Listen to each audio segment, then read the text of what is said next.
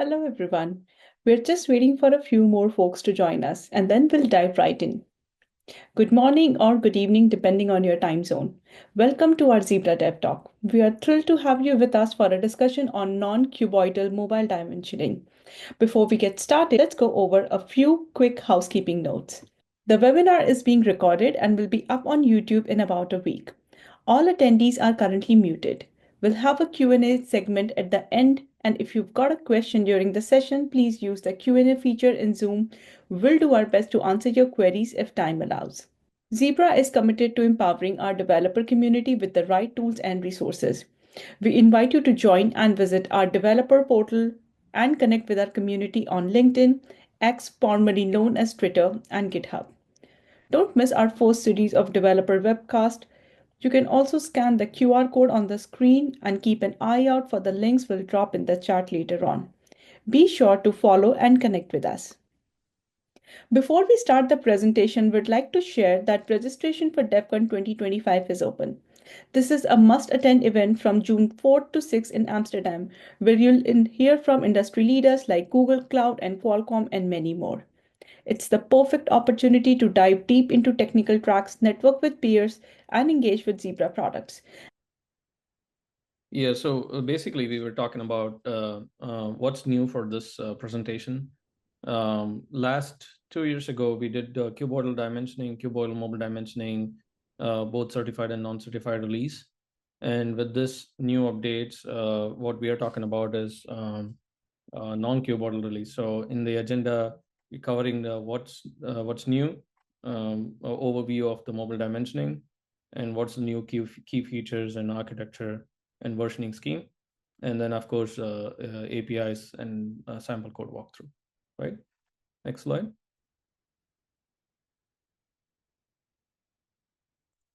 So like I said, last 2 years ago, or 2023, I would assume, like 2023 timeframe, we released cuboidal parcels.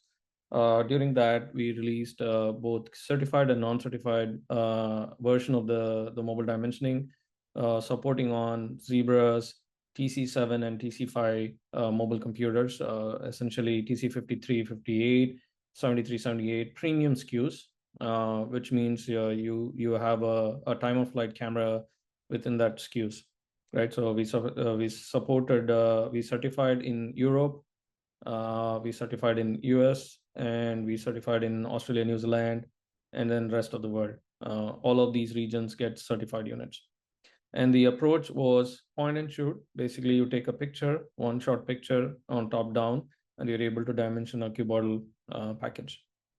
So fast forward now in 2024, December 2024, we released a non-cuboidal, which means you are able to dimension irregular objects. The things that we are representing here, more like tires, case of bottles, tubes, could be a cylindrical object, or like a triangular object, or any of those shapes, right? And of course, the size range is pretty much the same at this time, 10 to 120. I saw a question, Q&A question on whether we are going above and above 120. We have plans in our roadmap, still in progress at this time. So also, the new feature includes on-device AI capability, which what that means is it's able to do a on-device segmentation of the objects. Because of the irregular shape of the object, you need a segmentation capability. So we have that in place. And then with the new updates, we also support color camera. So your color camera preview, your user experience is much better than the version 1.0. Next slide, please. So just to reiterate on the cuboidal parcels dimensioning again, there is a DevTalk on the top right corner. We just have a QR code on the top. You can go back and look here, revisit the version 1, what were the things that we covered. All the APIs are same, certain changes are there, which is what was covered, right? The range, again, just talking about the size range, for certified range, US, we covered 12 to 100 centimeters with a deviation of 1, 2, and 5. Europe and rest of world, we are doing 10 to 80. This is all cuboidal 1 and 2 deviations. and non-certified 110 to 120, and that is the same size range is what we are looking at the new feature sets. Next slide, please.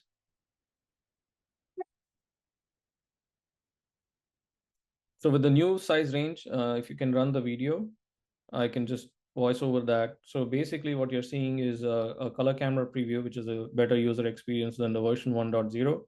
And then you also notice that there is a blue tint being painting a picture of an object, which is what the on-device AI is happening, which is creating a clear boundary of the object because of the irregular shaped object.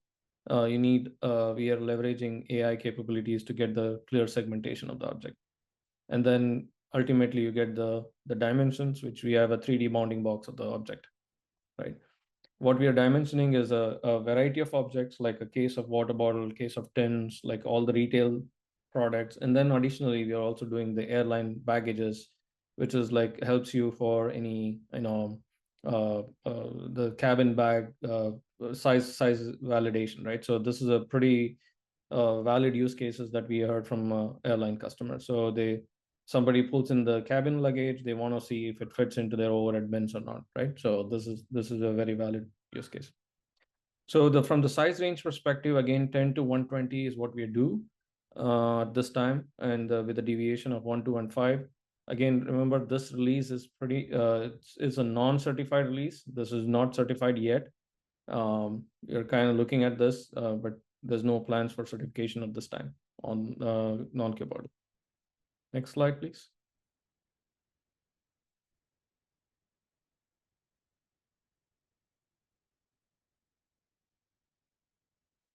Just to cover on the use cases for the non-certified use cases, right? So we've heard few use cases from our customers. One of the use cases are like first article inspection or storage optimization. A best example would be your distribution center or e-commerce scenarios where you're storing your inventories, you're getting the products, and you're doing the first article inspection of those products, including the dimensions of how much that space it takes of those products, right? So you're doing a space optimization essentially. So that the examples of the retail products that we showed was kind of aligned to what this first article inspection is. In terms of TNL, revenue recovery, in case of Latin countries, there's no regulatory enforcement, so they can literally use this non-certified dimensioning for revenue recovery, so they can charge their customers for packages. The other options or other use cases are load optimization. If you know the dimensions of packages being loaded in your trailer or your van, you could leverage that for load optimization. How much of your loads being sent in your truck, right? So those information can be also gathered. And for airline, like I said, baggage fit is the best scenario. Carry-on luggages, it's always a dispute in airlines, right? So is it too big, too small? Are you charging extra? So this is a perfect solution with the mobile solution. You don't want customers to run around and dimension or put in a fixed cage, right? So this is much more flexible and mobile solution. Next slide, please. So key features that came out the December 2024, what were the new features? Like I said before, again, non-cuboidal is the feature upgrade on device to help the image segmentation. It's the same as one-shot dimensioning, and the size range is between 10 to 120, between the deviations of 1, 2, and 5. We also included color camera to get the better user experience. So that's a new feature. Limitations are same as before. Cuboidal limitations, what we had, again, because we are using time of flight camera, there's challenges to the glow reflective objects, like black wraps is the best example. Black objects or black wraps or black floors are of low reflective. So the camera doesn't get any response back from those materials, right? So we don't support those scenarios. We do respond back on the dimensioning. We give the feedback that Ted was kind of covering on that, right? So we give the feedback on those information. Large parcels on countertop is more like an ergonomic challenge because it's a top-down, one-shot approach. You don't want customers to put or users to put a large box on top of the on the countertop and try to dimension on top, it's recommended to put something on the floor and dimension for anything larger than 60 centimeters. And again, occlusion is something new. Because the shape of the objects is very irregularly shaped, you don't know where the protrusions could occur, right? Protrusion could be on the back of the packages where the camera cannot see. If the camera cannot see, it does not include in your dimension. So with one-shot approach, this is one of the limitations that we are seeing in the current solution. Next slide, please. And from the SKUs perspective, hardware, we like I said, we talked about TC53, 58, 73, 78. This particular update is specifically for non-certified SKUs. All the ones which you see in the green box will get these updates. All the ones on the right side is all certified SKUs. Those will not receive these updates. This is only for the non-certified SKU only. All right. Next slide, please.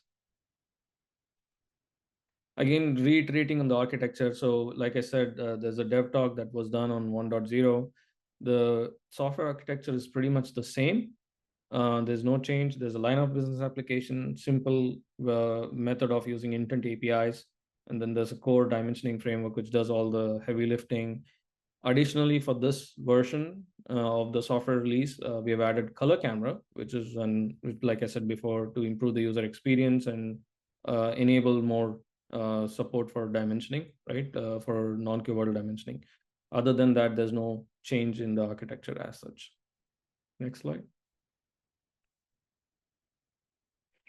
Versioning is more, again, like I said, the same versioning scheme is being leveraged from 1.0. There's no change in versioning. So the main reason for versioning is to enable the certified users. So we have a major version, minor version, and the patch. Like the major version will represent if there's an update from 1 to 2, then especially for the certified users, this represents that there is a major change and you need to go for a place in trade implementation. But since this version release is only a non-certified release, so there is no impact for this version update. Next slide. Yeah, I think that's pretty much, we covered all this. So this, sorry if we're repeating, but here's the basic API overview. Raghav gave a great introduction in terms of what was in the 1.0 and now what was in the 2.0. Now we got into more detail about the API at a detailed level. This is the overview in case we missed it on our previous lack of streaming.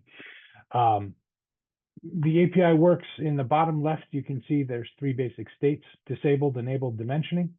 So when you call the enable API, you move from disabled to enabled, and that's when the dimensioning framework will grab its resources. It will take hold of the color camera, the depth camera, and get into a state. Now you can call get and set parameters in that state to set everything up. And then when you call the get dimension API, it actually moves to the dimensioning state. That's when you'll see the dimensioning UI, the preview, all that, the segmentation going on.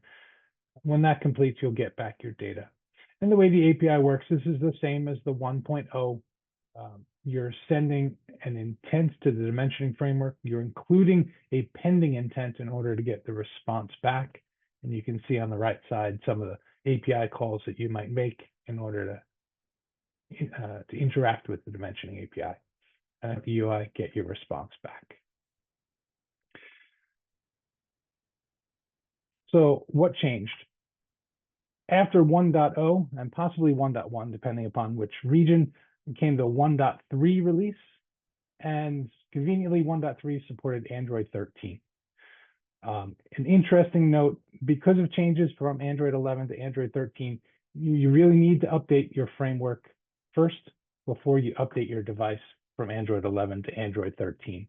And there's more details here at this link or in this QR code. API changes.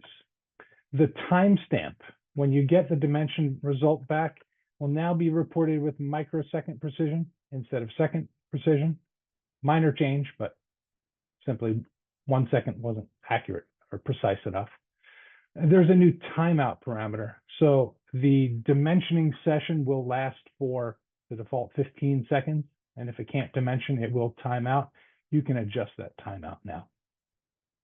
And a new feature for a not legal for trade banner to be hidden. Raghav mentioned in LATAM, some of the other regions, there is no requirement for regulatory. So in those regions, you can use the non-certified dimensioning framework, non-certified device. And then this gives you the option of hiding that not legal for trade banner, only in those regions. Then came 1.4, which conveniently 1.4 supported Android 14. Major change to the API. The API functions, they all remain the same, but we turned off the token. So if you've seen the previous presentation, we spent quite a bit of time on how to whitelist your application, get a token, pass the token. This is all for API security. What we found is this was really causing issues in integrating the application, trying to get customers up and started writing their application. It was difficult. And we went back and analyzed and realized that in most cases, it wasn't necessary. So the token is still there, but it's disabled by default. And we're not going to get into it. If you'd like to know how, you can reach out to Zebra technical support, but it will make things a lot easier. And that was our goal. We're trying to make things easier to integrate. Then came Mobile Parcel 2.0. As Raghav mentioned, this includes now non-cuboidal dimensioning, but we also see a simplification here. The callback response, so the pending intent no longer needs to be passed in for the disabled dimension. Helpful when the application is closing. You're not going to be able to get the response, so you don't need to send that pending intent. 2 new keys have been added to the get dimension response, and we'll talk about them a little later.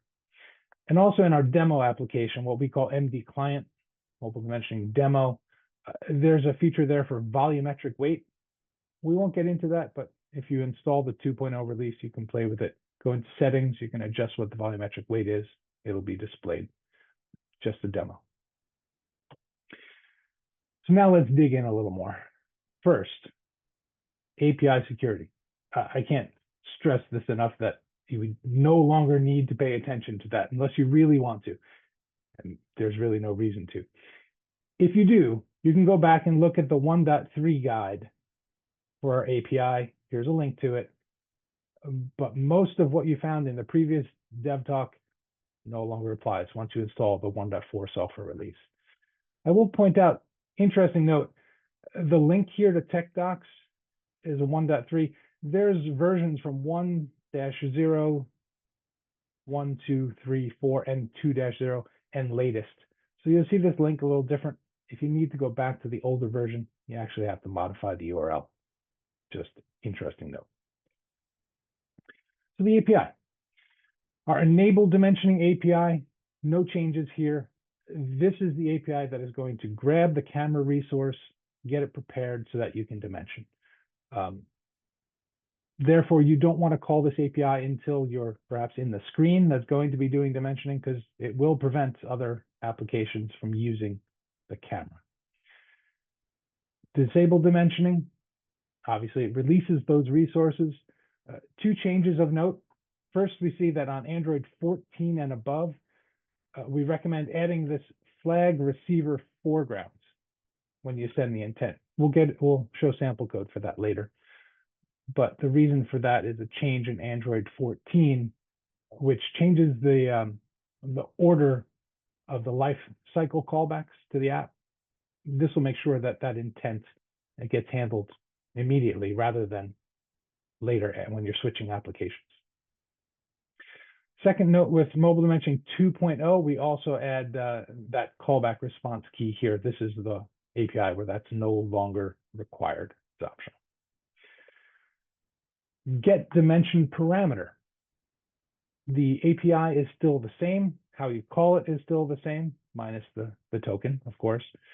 In your response to the get dimension parameter, we have this new parameter here, this key, and the extra is called timeout.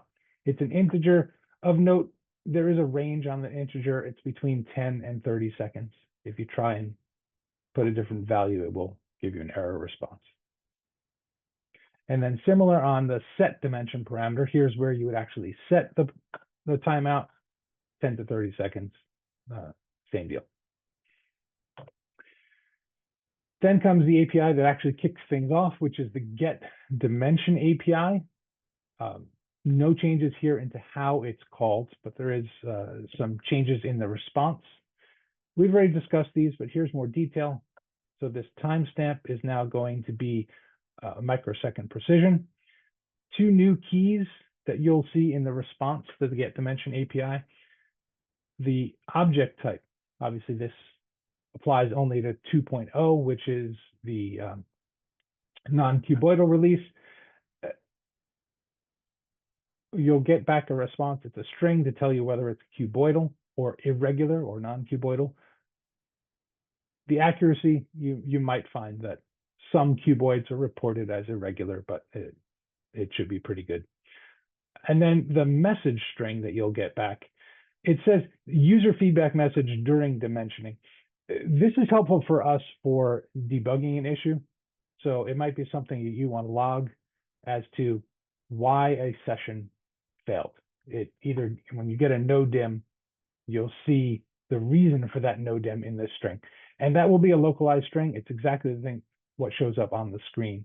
So you might see something like, please try another angle, or please try on a different surface, something to help debug why you're seeing issues. Some API best practices. We no longer on this slide mention the token. That's been removed. Just we want to remember enable dimensioning. It does grab some resources, but it will allow you to start dimensioning faster. So just be careful when you call enable and disable. Asynchronous errors. If there is a camera error, which will happen on occasion, depending on you're switching back and forth between applications or suspending, resuming rapidly, expect that you might get more than one response to the enable API and handle that appropriately. That second response would be something where it shows you that it failed and now dimensioning is disabled. Split screen. This is for older versions of Android. Newer versions, they've changed the way split screen works, but you may want to check before you try doing that. Try it out on your device. And then there are some delays that we have to be aware of. This has to do with when you upgrade your device. Camera startup latency. If you're rapidly switching between applications, you may get some failures. There is a retry that's built into our sample code, so you can look at that, see how you can work around those issues. Here's some details on the not legal for trade banner I mentioned. So you see here, this is a non-certified device. So we got a screenshot and it has this not legal for trade. What this feature is simply to hide those words. It does not change the functionality, it does not change the accuracy. It's just to hide that in regions where there is no regulatory requirement. To do that, you drop this file, SD card, MD, NLFT banner with this content. Hide not legal for trade banner, true. And there are details for that on the DevTalk's website.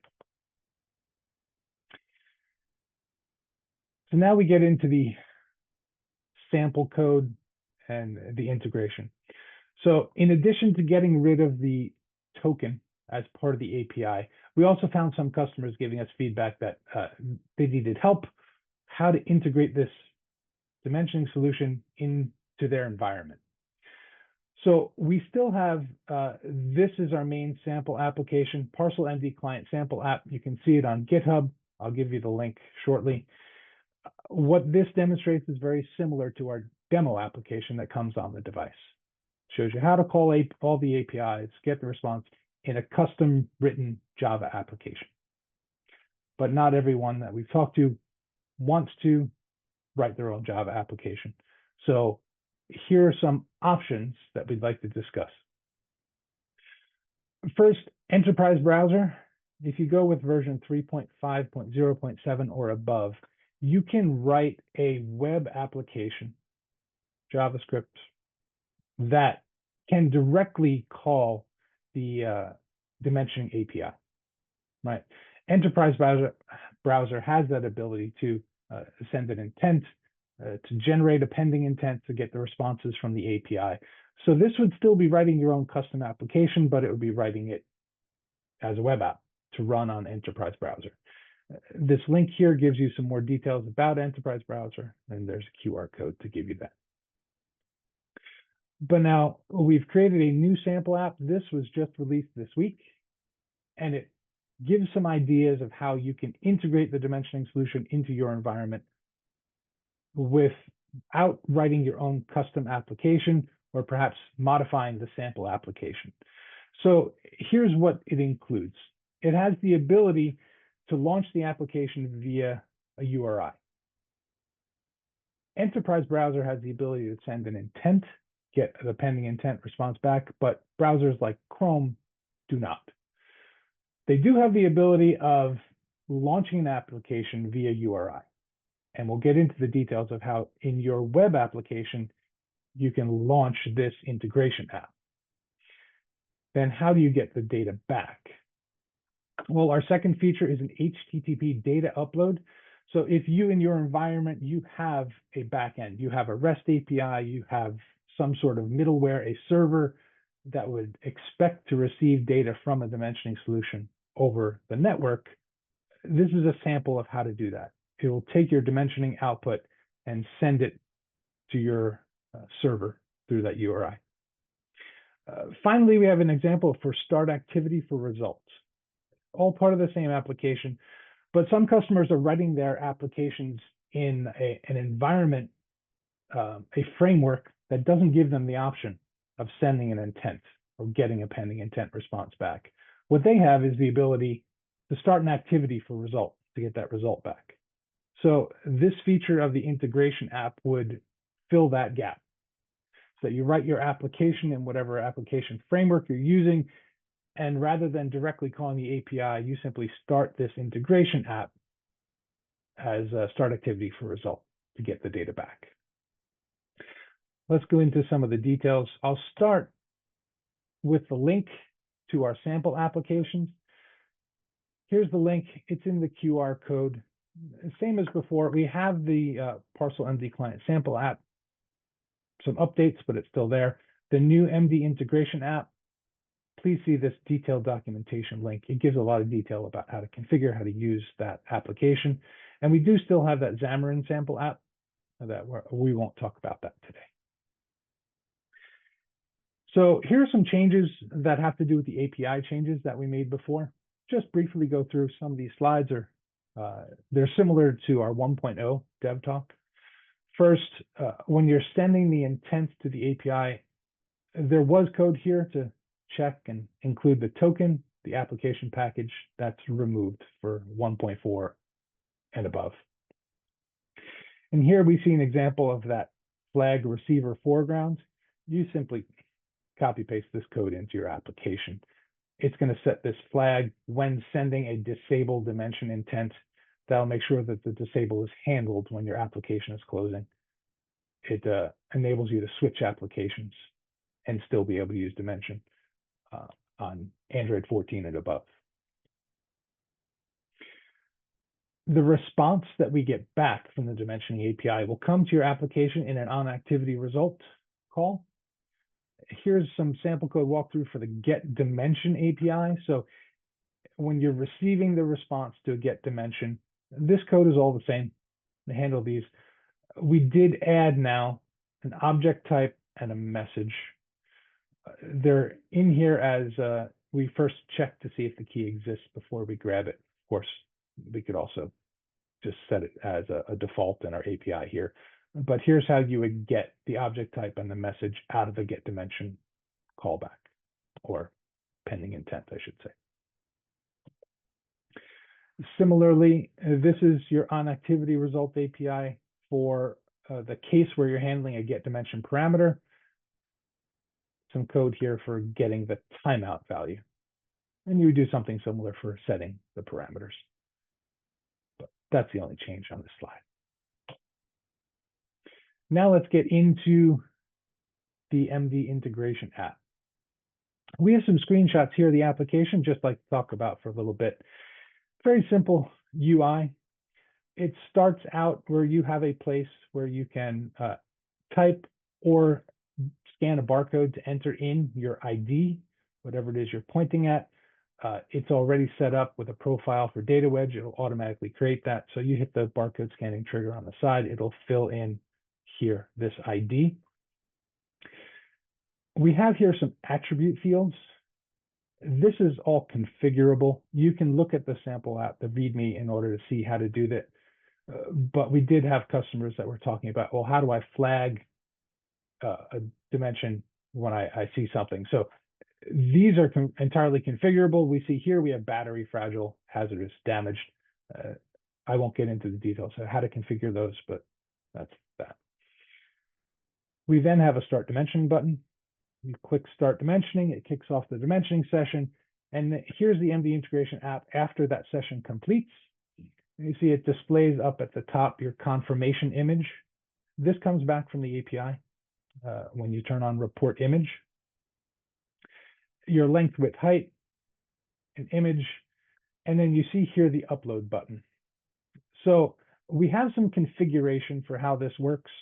You notice here's the location of our integration. It goes into the package name for our sample is com.sample, that MD integration app. If you're customizing the application, you change the package name to what you would like to use, your own company name, this location would change. But the config.txt file basically contains, it's an Android properties, a Java properties file. So you can set imperial units. It's currently false. You see that we're getting centimeters. So you can change that to inches. Allow empty barcode. By default, you need to fill in a barcode before the start dimensioning button will become enabled, but you can turn that feature off. Automatic upload means that this upload button won't appear. Instead, as soon as the dimensioning session completes, it will send the data up to your server. And now here's where we get into the details about uploading the data to your backend. So you would configure here your URL, your REST API, whatever you choose, or existing system, new system that you're building. You have options for username and password, some timeouts, retry information. This is sample code. So the code works, but you may need to go in and modify the code to modify the format of the data. By default, it's going to send a JSON object. It's going to have some fields in there that contain the length, width, height, all the status, the information that you would get back from the Get Dimension API.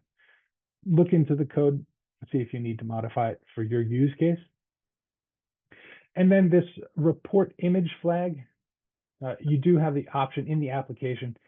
It can take this image and convert it to base64 encoded JPEG and send that back up to your server as well.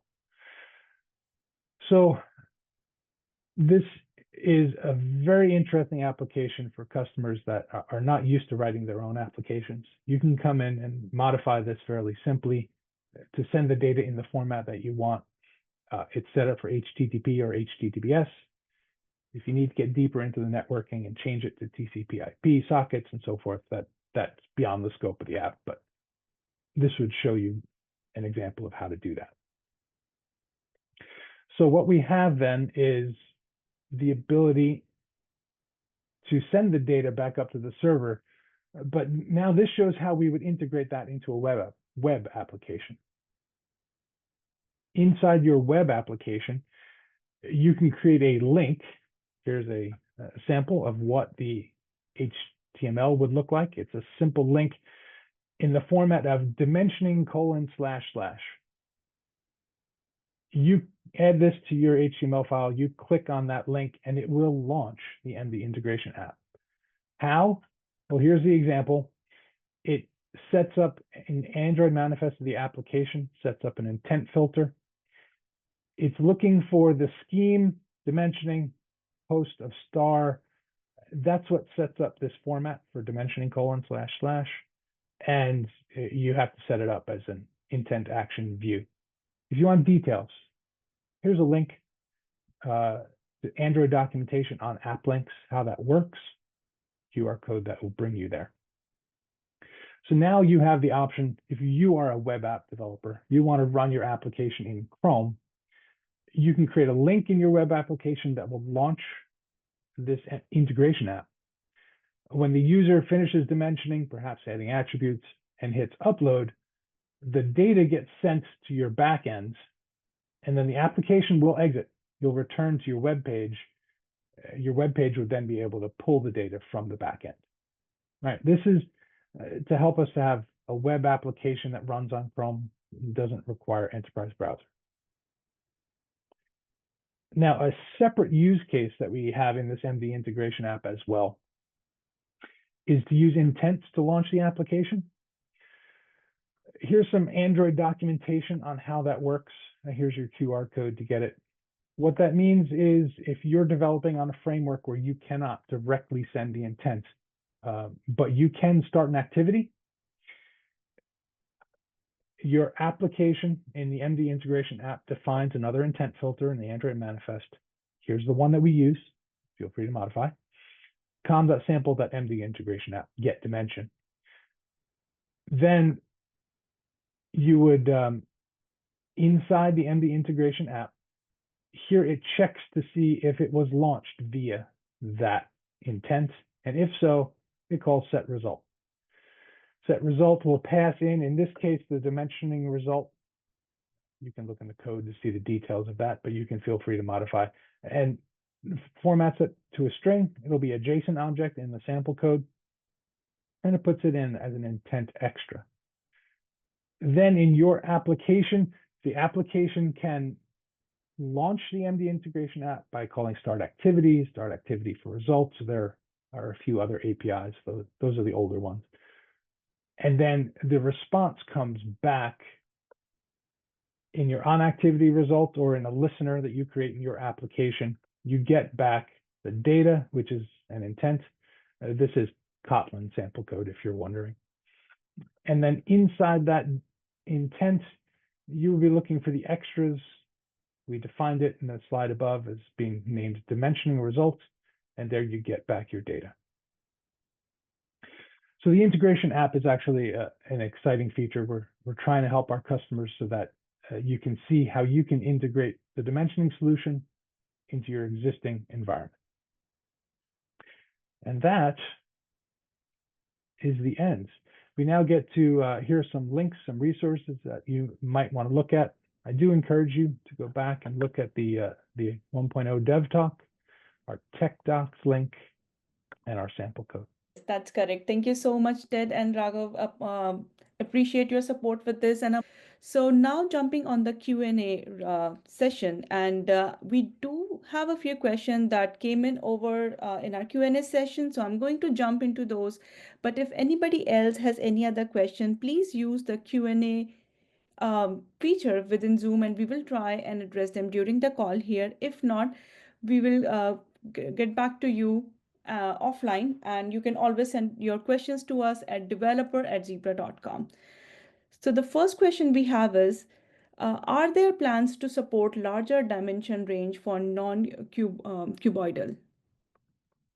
Yeah, I tried answering it in the chat, on the Q&A chat. The answer is, yeah, we're kind of looking at for the larger dimension range down in the roadmap. For this particular platform, the current hardware platform, you're kind of looking at up to 1.7 meters. Hopefully down this year, we plans to release that update. So, but that will be more than one shot picture. Like today we have a point and shoot. We'll have more than one picture capture, like probably two shot picture capture to be able to achieve that larger size range. Hopefully that answers. Thank you. Yeah, thank you for the answer. Another question we got is, does the solution support dimensioning placing on top of weight scale?